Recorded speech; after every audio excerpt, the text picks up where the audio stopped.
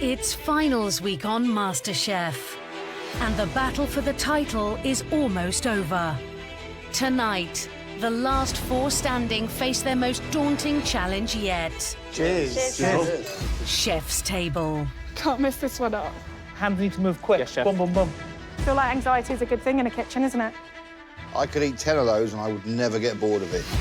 Before they cook off to stay in the competition and have a shot at the trophy. We're down to the final four. You do start to think that potentially there's a chance of winning this. Whether it's over today or over after the grand final, I don't want it to end. This competition in 3 words, it's my life. It's the first thing I think about when I wake up. It's the last thing I think about when I go to sleep.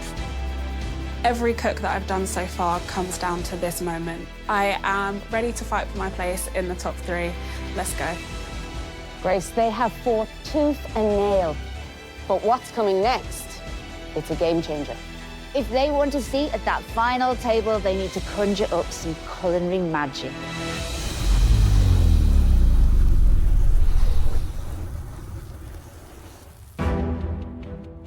In the heart of Birmingham lies the city's most prestigious restaurant, Ofim. At the helm, chef patron Akhtar Islam.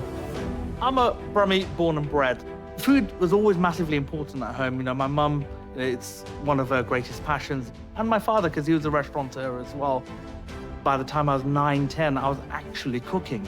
One of the first things I learned to do is wash rice. As a teenager, I was quite wayward. I found myself not doing too well in the world of academia. And at the age of 13, I started working in restaurants. 6 years later, Akhtar took over his father's restaurant and put it on the map. We had a small 40-seater restaurant which had waiting lists, which is unheard of in those days for Indian restaurants. With his dad's business booming, he wanted a new challenge and launched the project that would define his career.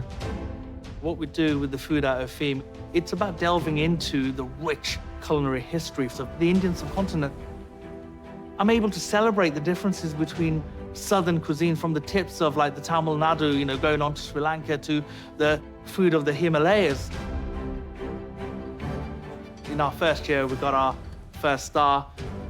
3 years after that, we got our second star, making us one of 4 in the world for Indian food. So I think for a kid who got kicked out of school, but had a love for cooking and a love for my city, Birmingham, I think we've done all right.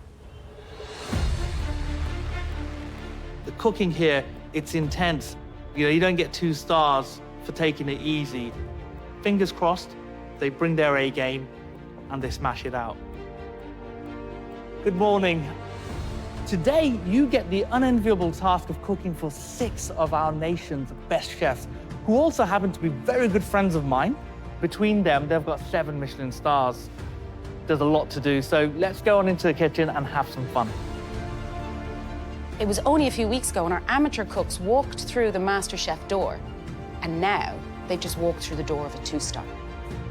This is crazy. There's Michelin stars coming out of my ears right now. This level of cooking is all about there being no flaws at any point. At the moment, I'm just looking to kind of get through the next few hours and deliver a really good dish. I'm really excited. There's just 3 hours prep time. And it will be down to banking manager Antosh to open today's lunch, with a dish celebrating just one humble ingredient, prepared in 8 different ways. We're working with the sand carrot. Amazing. And you're going to make something special out of it. I like the challenge of taking a simple ingredient and making it something extraordinary. Sand carrot is a carrot that's grown in sandy soil. So what it does, it makes the carrot inherently quite sweet. It's totally unique in its flavor. In service, the first of 2 stages of the carrot cookery will be to pan roast it while balancing a complex blend of spices. So we've got some mustard seed, cumin, we've got fennel. Yeah. What we want to do is build a light crust on that carrot. This is going to be the most pampered carrot ever to leave a kitchen pass, and that's what the contestants are dealing with here. Next stage for the carrot, the marinade, right? It's a classic tandoori style marinade, so we've got loads of like powerful aromatic spices running through that. It's then barbecued. That will just go on here. We're going to cook that side, get some smoke on it, and then once that's done that, we're just going to flip it over. They have to make sure that marinade's getting cooked, but not burnt. So at this stage, we can just give it that final finish. I mean, it looks unbelievable. Before plating, the sand carrot is topped with a green herb chutney and spiced yogurt. Antosh will also have to juggle the fryer to perfectly crisp up a spiced carrot and lentil pakora. You're looking for colour, right? You see all those little gnarly bits? Yeah, that's the crunchy. crunch, Yeah. right? So that's what we're working towards. His final challenge will be to perfectly plate all the elements. So we're going to make this little carrot slaw with some of the trim. So that goes straight into the middle. Then our little carrots. So at this stage, obviously, you're going to be rapide, yeah? Yes. We like hot food here, yeah? And then pakoras. To follow is carrot jelly and carrot pickles. Then we've got a little carrot twill you're making as well. Every bit that comes off this carrot, nothing is wasted. And we're going to finish it with this beautiful sauce. Have a guess what it's made from. I've got to guess it's carrots. You'd be right. You'd be right. You can do it? No, I think I can, and I can't wait. Honestly, this is the sort of food that really excites me. Fantastic. I've never had to wash sand off carrots before. This is a new experience for me. Antosh's carrot dish is everything that 2 Michelin stars should be. It is intriguing, perplexing, completely difficult to pull off. This terrifies and excites me. I think for now, because I'm just peeling carrots and I can do that, the fear hasn't quite hit. There's a lot of elements on that dish. Antosh is going to run like he's never ran before in the kitchen. Technology Programme Manager Janae is underway filleting a whole monkfish tail for Akhtar's signature fish course. I have never worked with monkfish like this before, so it's very fiddly. We're going to marinate that monkfish with mustard and lime. This inspiration comes from basically my mother. My parents, their background's from Bangladesh, and the use of mustard is very much part and parcel of the culture. Wow. And then we're going to cook that over coals, because I love to barbecue something. I love it. The cooking of that monkfish is going to be vital. Can you see that starting to bubble away now? Wow. Overcooked monkfish is just rubbery and tough. It looks delicious already. We're serving that with a steamed mussel, but that mussel is stuffed with a mousse that we're going to make with the trim that comes off the monkfish. It has to be steamed perfectly to make sure the mussel's not overcooked whilst the mousse is cooked. Right, so this is our fish. It's been resting. For me, a perfectly cooked piece of monkfish is when you slice into it and you've got this pearlescent rainbow. That's what I'll be looking for. It's so pretty, like my makeup. It is, yeah. When plating, Janae will have to form a perfect quenelle of a spiced butternut squash bhuna chutney. Fish, I'm going to place that next to it. Salsify, mussel. We're taking inspiration from West Bengal, so mustard plays a big part in this dish. We're going to finish this off with our mustard and orange sauce. Easy. You can do it. Focus, it can be done. How am I going to cook this? With Janae's monkfish set aside, I'm happy with that, and I didn't waste too much of the fish. she can get to work on its Bengali marinade. There's a lot of skill required, but there's also a culture that you're representing. That's just an added bit of pressure. It's got things like mustard in it and garam masala, and it smells delicious. I could just eat the marinade by itself. PhD student Matt is busy butchering a whole saddle of venison for a highly technical main course. So with the venison, I wanted to get a dish that touches all of the northern territories of the Indian subcontinent while celebrating game. The contestant that gets this dish needs to come in with their running shoes because there's so much to do. There's no room for error. The dish is centered around a heavily spiced venison loin. We want to get a really good sear on this. cooked with venison a lot? I've never cooked venison before. Never, no. never? Not once. All right, well, there's a lot of first times today. Yeah. Right, so now we're going to baste with the spices over the charcoal. So chili, you've got cumin. Want a nice, even crust on it, right? Overcooked venison, not nice at all. Smells incredible already, chef. Another northern influence that we've got, it's a momo, basically an Indian Nepalese-style dumpling that we're going to be making with a braise of the neck. We're going to make 3 different coloured doughs, and we're going to sandwich them together. Yeah. And that's how you end up with these stripes. That's just gently going to be blanched. Matt will also have to perfectly fry a spiced kebab made from the venison trimmings. We're just going to put a mint chutney on. What's left is carving the venison. So that's what we're looking for, beautifully pink, yeah? Onto the plate. We've got some chives running through this oil. Finally, we've got this beautiful glossy sauce. And you're going to make that with all the bones that we get. Amazing, chef, really. There is a sickening amount of work to get done. We'll give it our best shot. Every part of the venison will be used. We get hold of the scrag, or the neck, as it's referred to, of venison, and then we're going to use a pressure cooker to cook that down, and that's going to be the filling for the momo. You look at the dish, and it looks like there's just 3 bits on a plate. When you think about the work that goes into making each of those so perfect, it's a real race from like start to finish. Communications Director Kristen is in the pastry kitchen. Hi, Kristen. So this dessert is based around a region called Himachal. They're famous for apples. And we're making an apple samosa. I would never associate apples with Indian food. I love apple pies. So I wanted a samosa which has the flavour of an apple pie. For the apple samosa, you've got to make the compote. The compote then goes into the samosa. So we're going to fry it till it's lovely and golden. Golden, but not burnt, right? Absolutely beautiful.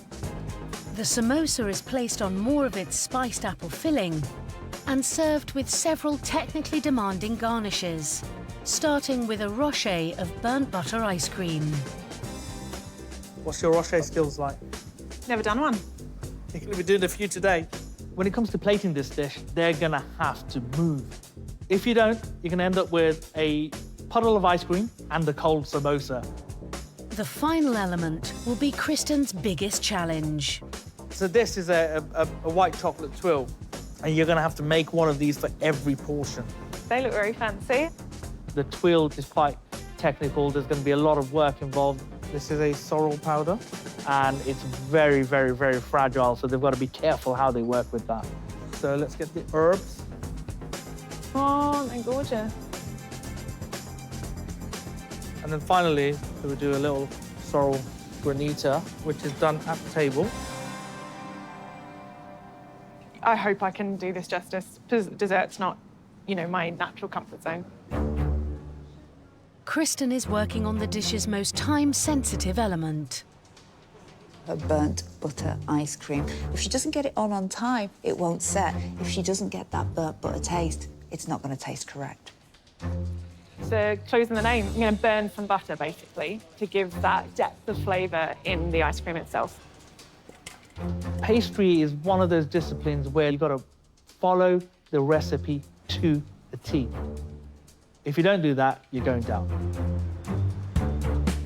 With an hour gone, on the starter, Antosh is working his way through his 8 carrot elements. Carrots are in, perfect. 1 down, there's still 7 to go. So I'm starting work on the tuile, so it's got a potato and carrot steamed and cooked through, and then that gets blended up with some potato starch and basically baked into a tuile. Great dishes like this, they're all about texture. And a really important texture on this dish is the carrot tuile. But a fair few steps just to get to a tuile that sort of gets dotted on the plate. So yeah, it's an intricate dish. Also with an extensive to-do list is Janae. In this pot here, I have got onions that are softening in some spices, and then I'm going to add orange and mustard, and this is going to be the main sauce for the dish. It's a sauce that's dear to me because it's one that my mother passed down to me. So I want to see that sauce packed full of flavour, that aroma of zingy mustard coming through. That sauce is key. Can't mess this one up. Also trying to keep up is Matt, who's working on his labour-intensive Momo dumplings. I'm trying to get the dough out of the way so I have time to roll it out properly and get the pattern. There's 3 different doughs that need to be made and then combined together to give you this beautiful marbling effect. So one we use turmeric, another one we use burnt onion skins to make the dough black, and then you've got the natural colour. So I've got to make the 3 colour doughs, roll them together, cut them, roll them again so you get the pattern. Then I've got to fill them, shape them, cook them, then cook them again, and then serve them. There's quite a lot. Across the kitchen, Kristen's spiced apple samosa filling is stewing down, so she can now tackle the fragile white chocolate tuile. So we are melting isomalt and glucose, which is sugar, in a pan. And then we're going to mix it in with the white chocolate and set it. I've never worked with isomalt or glucose. No idea how they behave. Kristen, we've done it again. We've put you in the middle of absolute craziness. Yes, thanks for that, Grace. So many different elements. Yes, just making the tuile alone is melting it down to mix it together, to then blitz it, to then cook it again, to then mould it, to then dress it. I mean, it is a step up and a big one at that. I don't know if I'm behind or where I should be, which is always the way in these kitchens. It's like casinos, you don't know what time of day it is.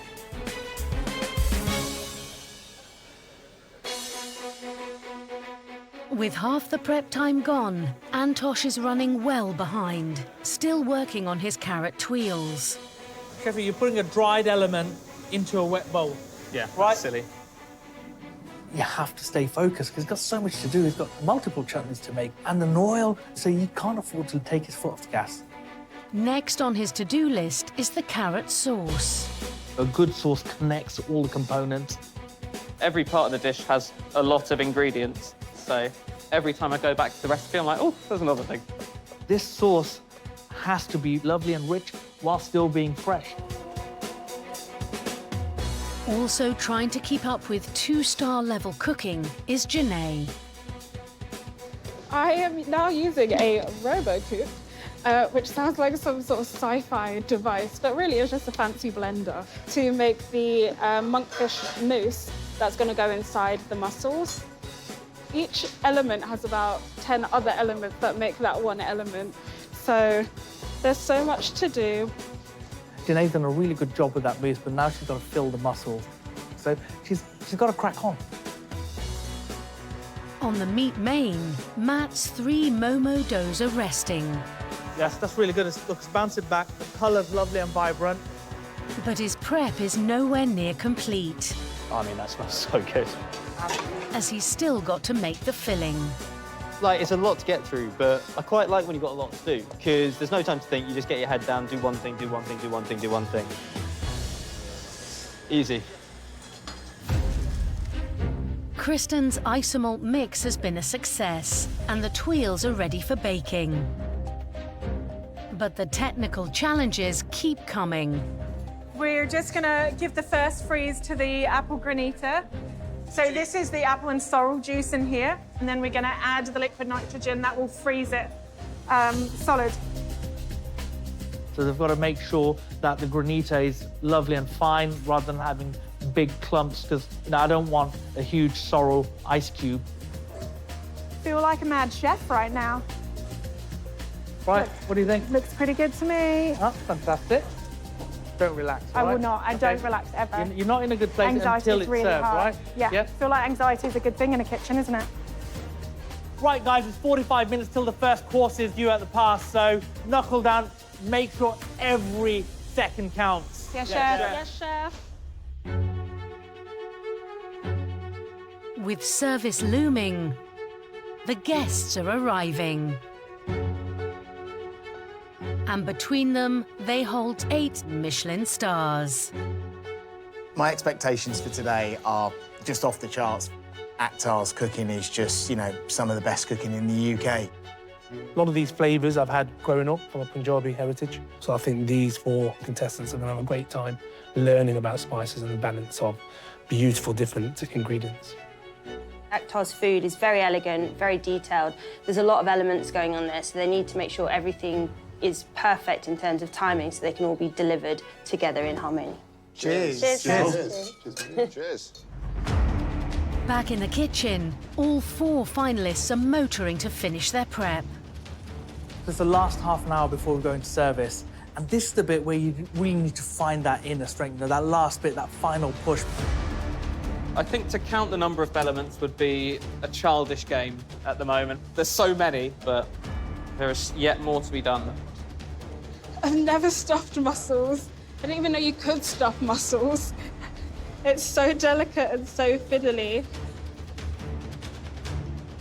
So I'm making the sort of layered dough for the momos. We've got the filling, but the dough, I think in terms of presentation, is just as important, so I need to make sure this is right. Here we go. Matt's put a lot of work in getting those doughs right, but now he's got to make sure when he puts it all together, I want to see perfect pinstripes along that momo. They can't bleed together and it can't split. Well, it is pretty cool, this. Make sure there's no, like, air trapped in there. Yeah, otherwise right. it'll boast, yes, yes. Kristen is battling to fill and shape her apple samosas. It's one of those things that if I had a glass of wine and was at my house, I'd love to do this for half a day. Doing it under pressure is something else.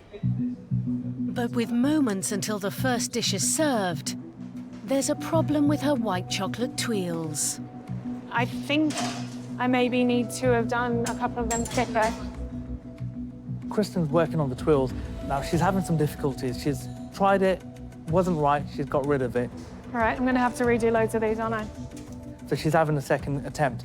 If she doesn't get it right now, we won't have twirls for service. Excuse me, coming through with something I don't want to do again.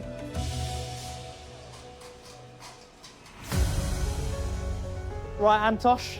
Yes, This chef. is it. You've got 12 minutes. Antosh is the first to face the pressure of a 2 Michelin-starred service. It feels quite real. It does feel quite real.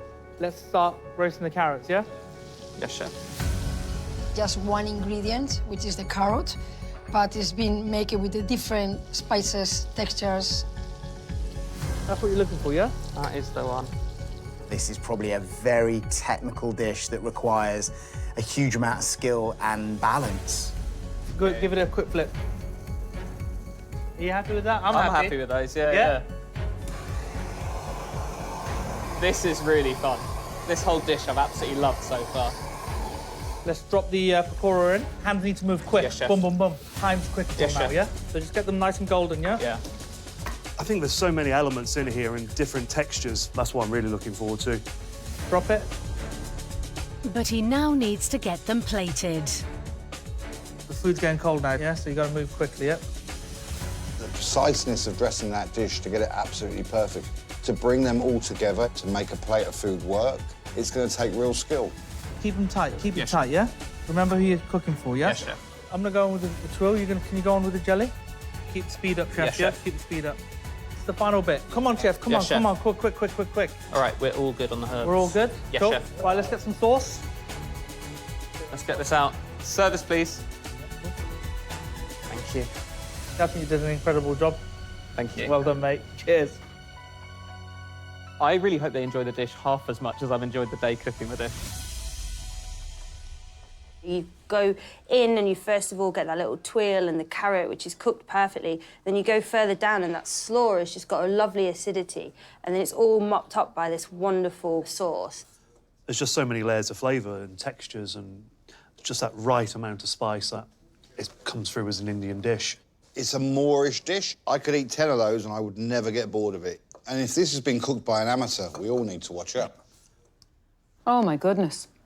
The level of spice is perfect. There's great Acidity, sweetness, little crisp pakoras. The tandoori carrot has so many layers. It's smoky and rich. That is absolutely exquisite. I'm so proud of Antosh.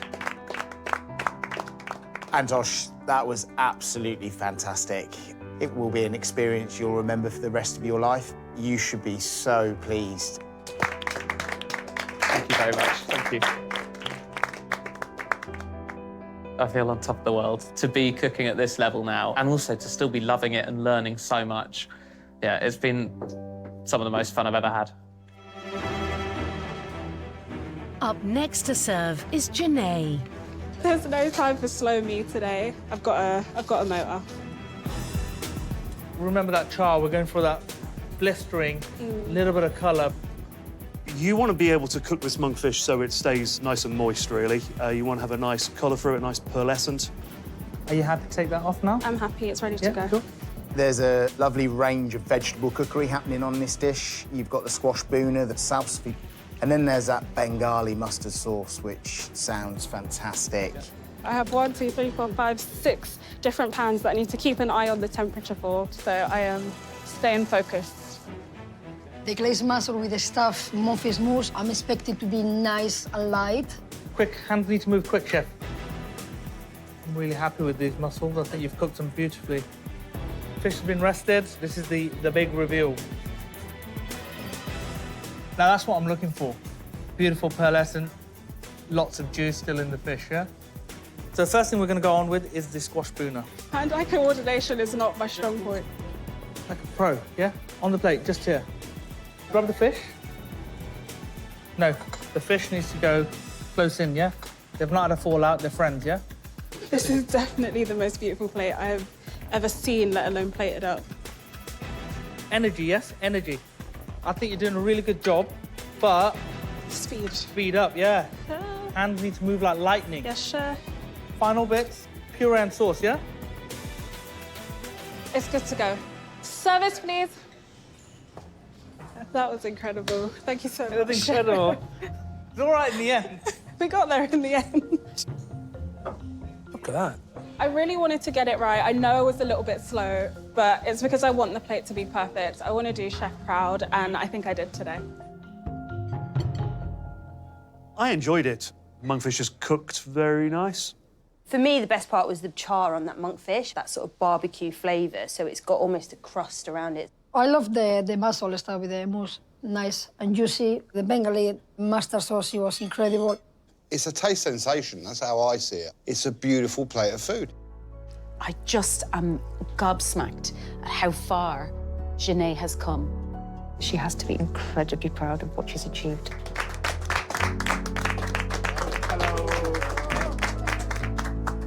I'll be honest with you, that was just absolutely beautiful. You've got a very, very good opportunity to go forward in this industry. Thank you so much. Well done. I think there was a job offer there. Yeah, again. Daniel's on a big recruitment drive today. Goodness, so well done. I feel incredible. To get feedback from some of the best chefs in the world is mind-blowing to me. It's now up to Matt with his venison main course. But it all comes down to this, right? I can't mess this up. There isn't any spare venison. So I've got to nail the cook on this. I'm really looking forward to venison. I love it medium rare. The loin, obviously, is there going to be a crust on there, some spices? In with the butter. There you go, that's it, yeah? Thanks, Chef. Colour looks really nice, and the smell from the spices, like, incredible. All right, Chef, I'm going to take this out. Cool, fantastic. Venison leaves very little room for error because it's so lean. You can't overcook it because it'll go dry. So cooking of that has got to be absolutely perfect. Ooh, yeah, that's it. That's what we want. Okay. And then we've got the venison kebab, which I think is going to bring all the flavour into this dish. Right, you're dropping the momos, yeah? 2 minutes. This is the moment of truth. The momo of truth. The momo of truth, yeah. The braised neck, mummo, a lot of skill needed to pull this one off. Plenty of uniform stripes. They've all held together. That's what you want, Chef. Thank you, Chef. Here we go. This is when we find out how you've done. You happy? Yeah, I'm really happy with that. I think you've done a really good job of that, Chef. Thank you, Chef. Right, now you need to move. Keep going, keep going. I'll follow you with that, yeah? The kebab, straight on. On with the venison, right? Like, I feel kind of like I'm dreaming and watching someone else do this, but it is me. This is what it's all about. It's emotional, you know? Service, please, guys. Thank you. Watching you cook and the way you take things in, I see a lot of a younger me in you. Chef, that's one of the nicest things anyone ever said to me. I think it was a super dish. The venison was cooked beautifully. Flavour was brilliant. Then there was this lovely kebab, which had a good kick to it, nice spice. I love the Momon braised neck. It's juicy. And the amount of work that must have gone into the pasta to get those stripes in there all perfectly straight. It's a very, very skilled piece of cookery, this. This is so delicious. To me, this is Matt flying high, confidently feeling his way to a really high-level kitchen and winning. Hi, Matt, how are you? I'm floating right now, honestly. Well, we feel the same about eating that food today because that venison was fantastic. The momo, we all agreed, was absolutely delicious, real burst of flavour, and that sauce was just a masterclass, so well done. That's so kind, thank you. Thank you, guys. I'm in bits right now, honestly. I'm just about holding it together. It's right out there for me, top 10 days of my life. Maybe even top 5. Last to serve is Kristen. And it's the moment of truth for her second batch of tuiles. They're looking better than the first bunch. That is, I'm going to say, perfect. Yogurt first. The white chocolate tuile, it doesn't want to be super sweet, sickly. It needs to be balanced perfectly. That's it. Heavy dusting, yeah? So we want to basically cover everything, yep. All right, fantastic. That's the last one, yep. Get your samosas on. This samosa, I'm imagining it to be this really lovely, rich apple compote inside. They are holding together nicely. And then that sort of crisp crunch on the outside, but when you break it open, just filled with apple. These look beautiful. They're lovely and Crisp and crunchy, aren't they? Yeah. Okay. All right, you've got your compote? There you go, cool. Samosas. Yeah. It's Rocher time. Come on, impress me. Oh, no pressure. Okay. Burnt butter ice cream, you've really got to get the balance and allow that lovely, almost toasted flavour of the butter to come through in the ice cream. For a first attempt, that's not bad. Drop it in. Fantastic. Right, let's get the tuiles on. Gentle. Yes. Gentle, gentle, gentle. If you break these now, you're not putting them back together again. Keep going, chef. Wow, lovely and delicate. Perfect. Happy? Yes, chef. All right, great. Service, please. Thank you. Plates have just gone, and they look beautiful. So congratulations. Thank you, chef. Yeah, well done, chef. Thank you.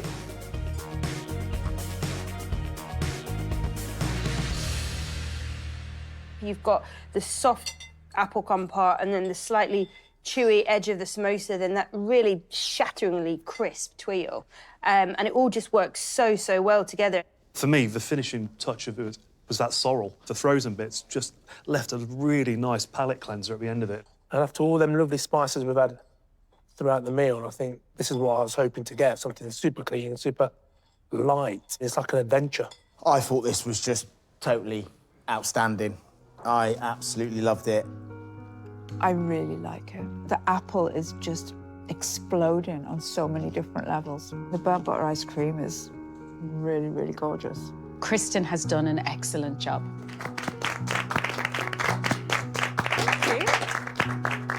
That was brilliant, and I think you kicked it out the park. Absolutely outstanding. For me, your dish was my favourite of the day. And congratulations, because Thank you so much. was phenomenal. Well done. Thank you.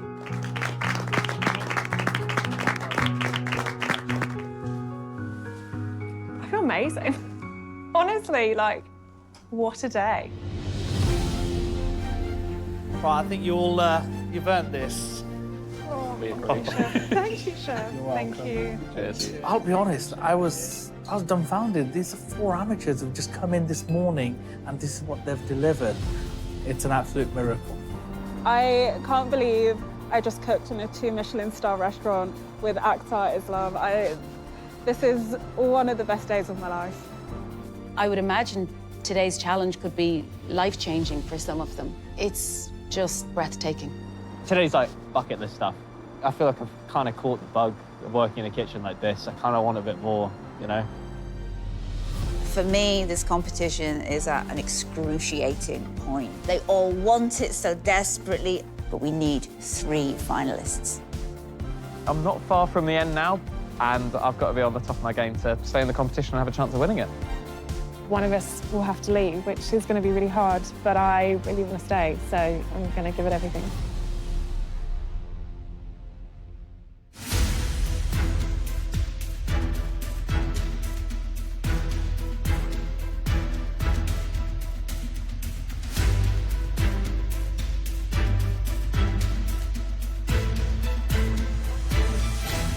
Welcome back to the MasterChef kitchen. What an adventure you've all been on. This is an absolutely massive day. You are cooking for a place in our final. There are only 3 places.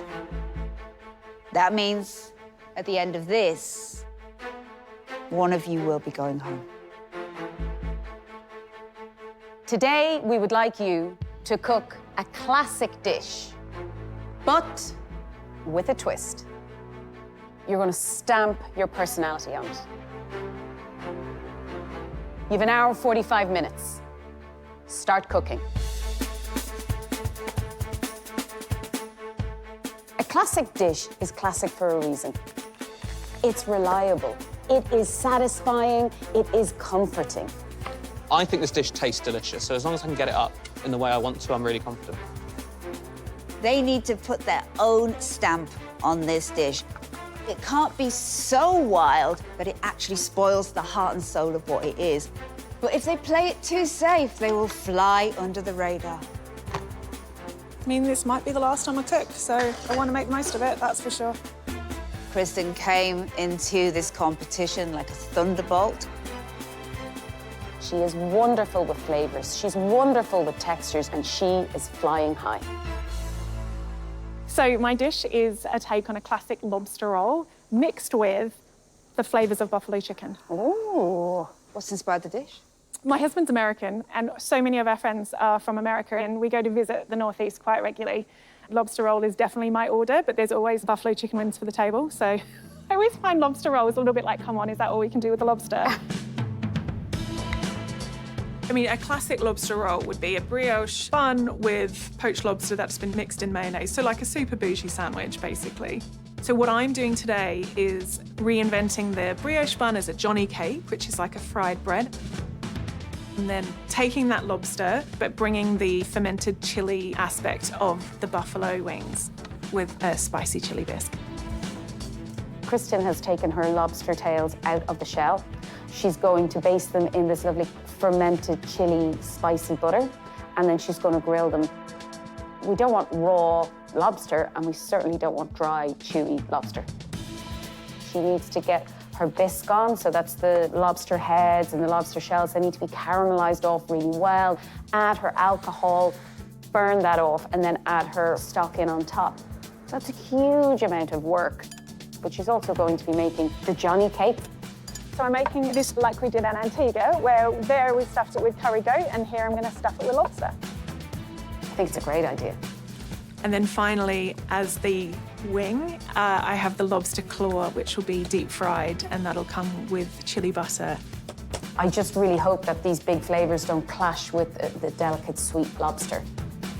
As ever, Kristen has given herself at least 12 things to do. Her arms are flying all over the place like an octopus, but I have confidence that she'll get it done. Now the party starts. Antoś came into the competition leaning on his Polish heritage. He then ventured out all across the world. And it's this ambition that has kept him here. He has become a serious contender. When I heard this brief, I actually felt it was a bit tricky for me because my whole style is classic with a twist. So I feel there's more pressure on me to deliver with this dish. I'm cooking a take on my favourite school dinner dessert, pineapple upside-down cake. And I thought, I want to make a pineapple upside-down cake that is socially acceptable to eat as an adult, but not as a child. My twist is essentially making it very boozy. So we're getting a rum-soaked sponge topped with caramelised pineapple and then a ginger ice cream. Antosh, nostalgic posh school pudding. I cannot wait to taste this. Thank you. This takes me back to the kind of school canteen on those sort of plastic trays, but then you hit the jackpot. It's pineapple upside down cake day. Antosh's sponge should have a nice little soft bounce to it, and I really want to taste that rum syrup. Antosh is making pineapple and ginger salsa. He's also going to try his hand to some pineapple leather. The pineapple leather is inspired by kind of the fruit roll-ups that I used to get when I had packed lunches as well. For me, that's an element I really want to get on the dish, but it relies on having a lot of time in the oven to kind of dry out and get to that leathery consistency. I love the idea of this ginger ice cream. That ginger has to be peppery, it has to make its mark. It has to be creamy and very adult tasting. 45 minutes gone, you have 1 hour remaining. Janae has been consistent when it comes to incredible flavors. She uses spice as an absolute backbone of her dishes. Watching her go on this journey and excelling has been fabulous. Just going to try and have as much fun as possible today, and hopefully that will come across in my food. I am making a rabbit ragu that's going to go inside some lovely agnolotti, and I'm going to serve it with a cow soy broth and some crispy noodles on top. Rabbit agnolotti is a classic dish that I had on holiday with friends in Tuscany. The Thai twist comes from one of my favourite Thai dishes, which is cow soy, a punchy Thai broth. It's one of the most delicious things that I've ever eaten. It's a real blend of cultures that I really love, and I'm bringing them together, but hopefully the twist works. Classic Italian rabbit and pasta, but then with all the tastes of Thailand. I have never eaten anything like this before. Sinead's pasta has kaffir lime leaves in it, then stuffed with this wonderful, rich rabbit ragu. It's nice and tender, so now I'm shredding it so that it's easy to fill my pasta with, and then I'm adding some Thai herbs and spices just to make it full of flavour. Rabbit is a wonderful meat. It's very lean, but it's also quite unforgiving if you overcook it. Pretty good. With Janae's cow soy coconut broth, I'm expecting an abundance of Thai flavours. Ginger, galangal, lemongrass. It should be rich and robust, but still elegant. You're cooking to stay in the competition. Is that emotional? I'm cooking for my place in the grand final, and that is unbelievable to think about. But now I'm here, I want to get all the way. Okay, guys, you only have 30 minutes left. Matt is very Japanese influenced in what he does. He's very modern, he's playful. He loves detail and accuracy and repeatedly shows us that he's not afraid to take chances. You've got to have your full focus on the cook, but there's like 10% of me that's just thinking about the final. And I'd love to get there. Matt, what are you making this today? So it's like a take on coq au vin. Coq au vin, I know that. What's the twist? So the twist is we use all of the ingredients you would use in coq au vin, but it's going to be presented very differently. It's not a stew. Cooking French-influenced food. Where's all this come from? My auntie and uncle live in rural France, and I had coq au vin in a restaurant there, and that flavour has stayed with me. Like the sort of alchemy between the wine and the chicken. It's delicious.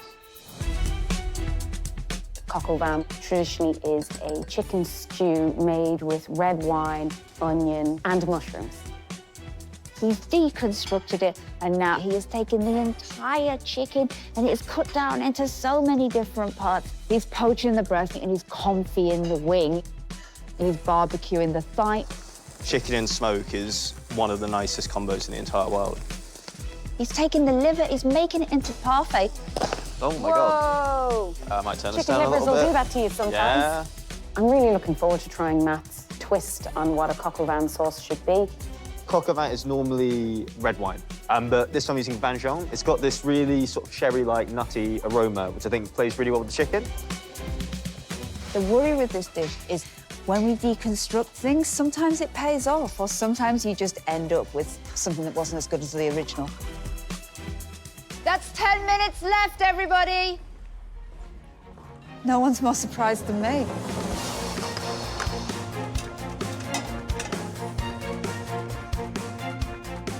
There's not a lot of time left, and there's still quite a few elements that I need to get done.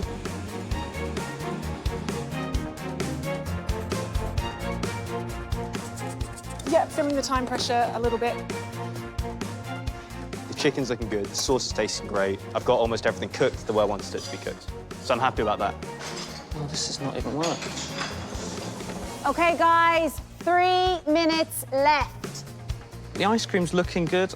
The pineapple leather hasn't quite worked as I'd have liked it to. It's still kind of a gel sort of thing rather than leather, so I'm not going to serve that. OK, come on, we got this. 30 seconds left. Get it on the plate. Come on.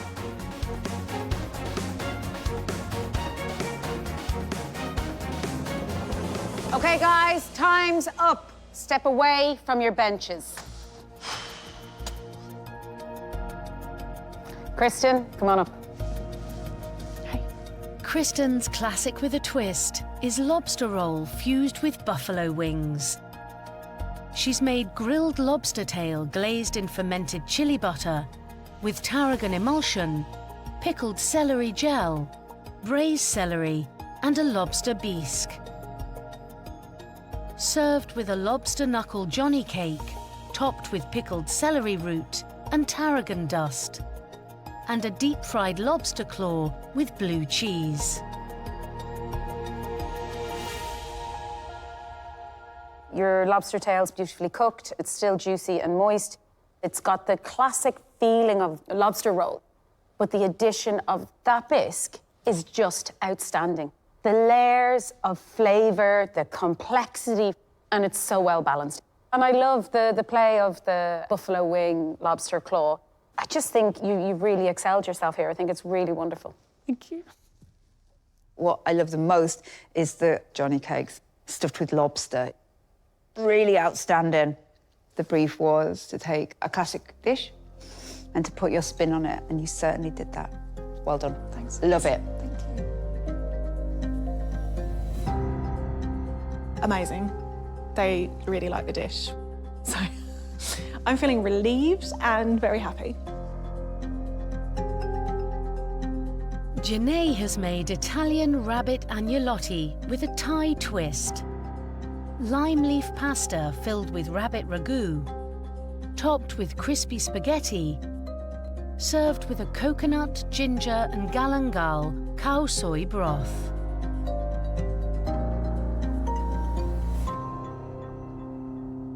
Your braised rabbit is outstanding. Soft. It makes me want to go and get the pot of the rabbit ragu there and just pull it up and get a spoon. You've put lime leaf through the pasta. It's wonderful. I can really taste that. This is a pure flight of fancy. I've never seen anything like it on a menu, and I'm completely here for it. This is just a flavour explosion. I love those flavours of coconut and galangal and ginger inside the cow soy. It just really enhances the flavour of your agnolotti. Who would have known that you could introduce a classic Italian dish to a classic Thai dish and create this beauty? Well done. The comments from the judges have just made my heart feel so full. I'm so glad that they got my story, and yeah, I couldn't be more pleased. Matt has made a spin on coq au vin. Poached chicken breast topped with a chicken skin and bacon crumb. Fondant potato. Barbecued confit chicken wing. Chicken pâté and a vin jaune jelly served on brioche. Chicken thigh and shiitake stuffed onion. Barbecued chicken thigh and hen of the woods mushroom. Served with an onion puree and finished with a vin jaune sauce. My mind is blown that you managed to get all of these elements on the plate and looking so elegant.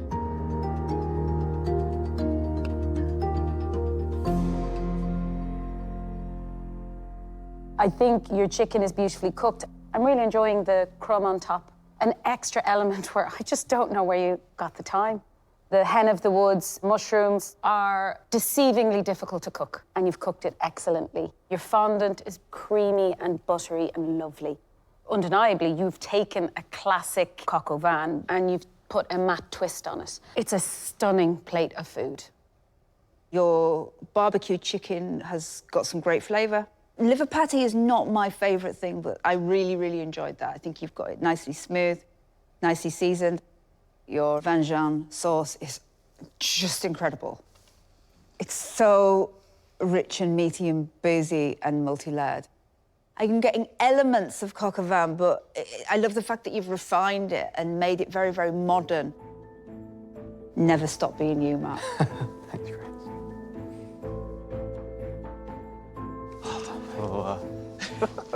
Hearing those two judges say nice things about your food will never get old. It will never get old. Oh, okay. Antosh has served a twist on a classic school dinner dessert, a pineapple upside-down cake. A rum and caramel-soaked sponge cake, topped with a caramelized pineapple ring, served with a pineapple salsa, a pineapple lime and rum gel, and a ginger ice cream. I think it's a really elegant-looking dish. Every flavour goes excellently well together. Your sponge is lovely and moist. It's got a lovely soft crumb on it. The lime, the pineapple and the rum in that gel, it's a really nice balance.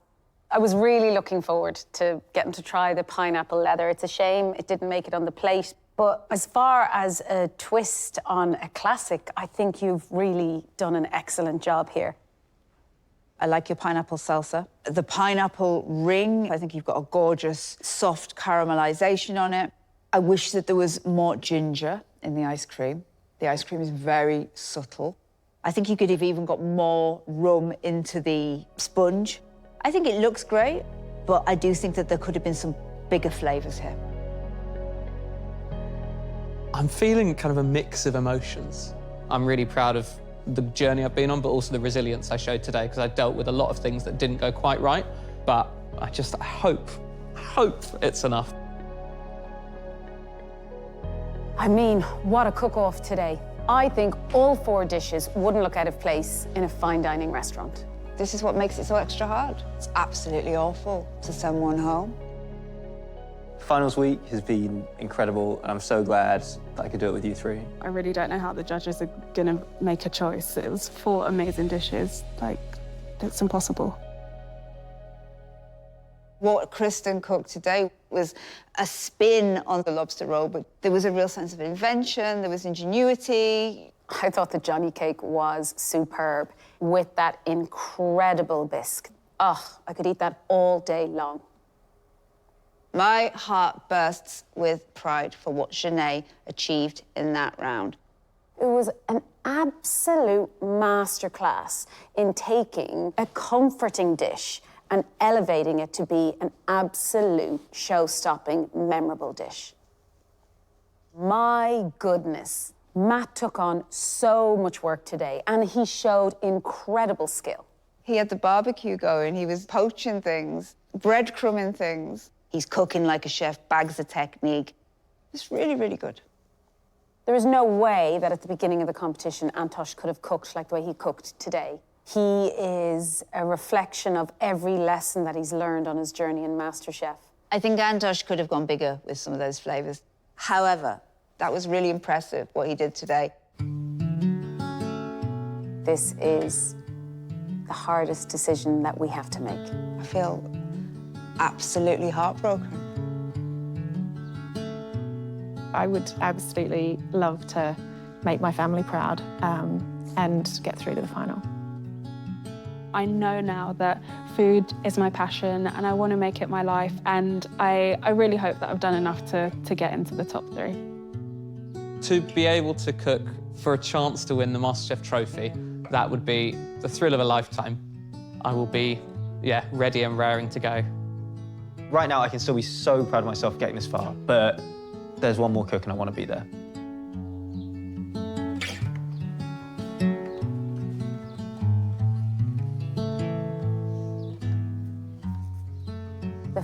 of you just absolutely cooked your socks off. And although we know we have to send one of you home, that cook can go home feeling very proud of what they've done. I've been so impressed by all 4 of you every stage of the way. We've grown incredibly fond of you. But there are only 3 places in the final.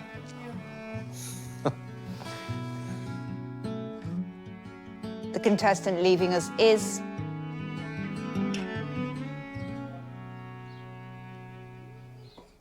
Antosh. I kind of expected it. Well done, all of you. Antosh, for your passion and your enthusiasm, you've been such a joy to be around. Thank you. You really, really evolved before our eyes. We hope you feel proud of yourself. Going out to these 3 is an honour. Thank you very much. It's been incredible. Good luck, good luck. I'm obviously a bit disappointed, but I'm proud of the journey I've been on. I mean, personally, it's been the best experience of my life. I'm honestly not exactly sure what the future will hold, but I will be definitely diving headfirst into far more cooking, and you'll be hearing a lot more from me.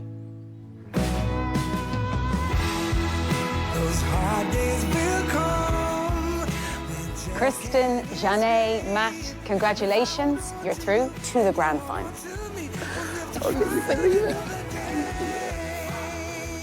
I honestly have no words. I am in the top 3 of MasterChef. How? How did I get here? I'm proud to have made it all the way to the end. I can't actually believe it, and then the feeling itself is just unbelievable. It's amazing. I feel like every cell in my body is lit up, and like my brain just cannot process that. I actually can't believe that. I can't believe that. Top 3. It's like every challenge is like a big mountain. You get to the top and you see an even bigger, worse-looking mountain. But you climb up it anyway, because like, why not? See you guys in the final. Oh my God. See you guys in the final.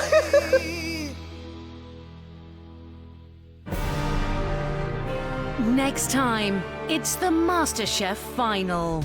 OK, guys, you've only got 2 minutes left, and I'm not going to lie, I feel very anxious. It's just beautiful. I could lick this plate.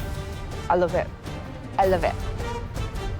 Our MasterChef champion 2026 is...